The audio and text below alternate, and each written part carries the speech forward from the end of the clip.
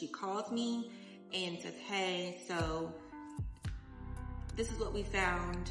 You have something called a placenta procretum, right? What's that?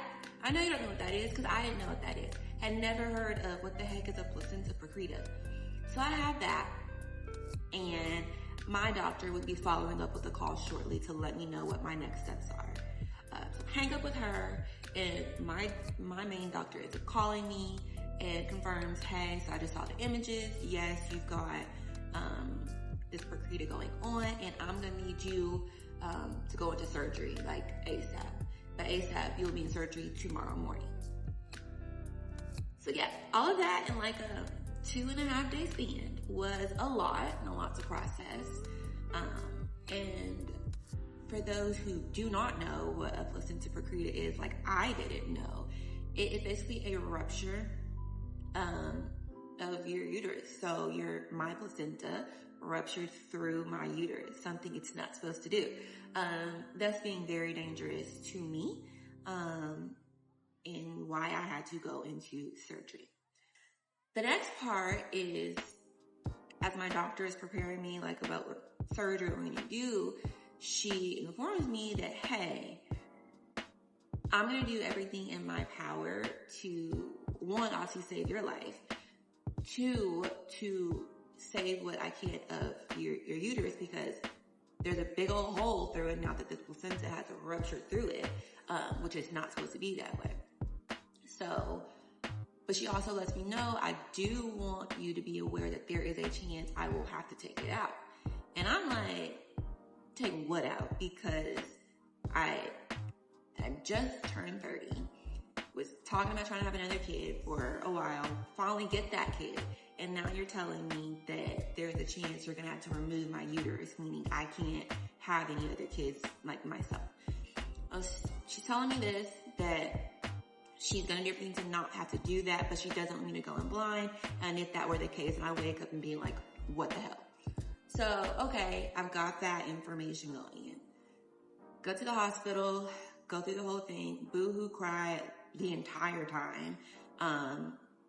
I end up in surgery, which was supposed to be, I think, initially like 30-something hours. Ended up being there for, I don't know, it felt like 8 hours. And the surgery is done successfully. But in that, they end up having to remove my uterus. So I get a hysterectomy, one that I did not want. So that happens. And I wake up and they do inform me that yes, they did have to remove my uterus. Because ultimately that was the best thing to save my life. So okay, now I have gone through a miscarriage to now a hysterectomy, and now that child that I have been hoping for is gone, and any hopes of having another one, at least through my body, is now gone. And this is on Friday. All of this started on a Tuesday afternoon. But there's more.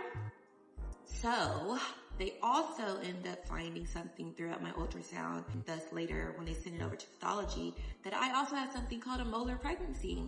And you're probably wondering, Bree, what's a molar pregnancy? Because I know, I didn't know what that was either. But long story short, I was never gonna have a full-term healthy child. And sometimes, if you're lucky, with a molar pregnancy, they can also turn into little tumors, and those tumors can become cancerous. And lucky me, that happened to me as well. So I not only had my placenta rupture through my uterus, I also ended up getting cancer in my uterus because of the pregnancy that decided to multiply and become tumors. So I get all this information, and this is now my new reality. So me and my doctor became best buds because now I'm at her office every week. I have to be tested every week to make sure that the cancer cells are not growing back, getting blood tests done, getting my arm injected by needles every week, and this lasts for several months. So yeah, that happened, and it was traumatizing and a lot physically and mentally. And throughout my whole journey this past year, there's been a lot of ups and a lot of downs, but that's why I'm here. I found myself feeling very alone, not being able to relate to anybody, not being able to talk to anybody. It was just a very terrifying place to be. So that's why I'm starting this, because I wouldn't want any other woman who has to deal with even a part of just my story to feel as alone and terrified and all of the things that I have felt going through it. So I hope that, one, you can learn something from my story, that you can learn that, one, it's okay to share, because this is terrifying. Letting people into what's happening in my life is terrifying. What's going on with my body, terrifying. But I'm doing it, and I just hope that someone else has the courage to speak up so that other women know you're not by yourself. You're not the only one going through this, that you have other people you can lean on. And I could be an example of, while I'm still healing, still going through it, but I have survived. And for the next woman who finds herself in this situation, she can look to me and know that there is hope, that you will make it out on the other side of it.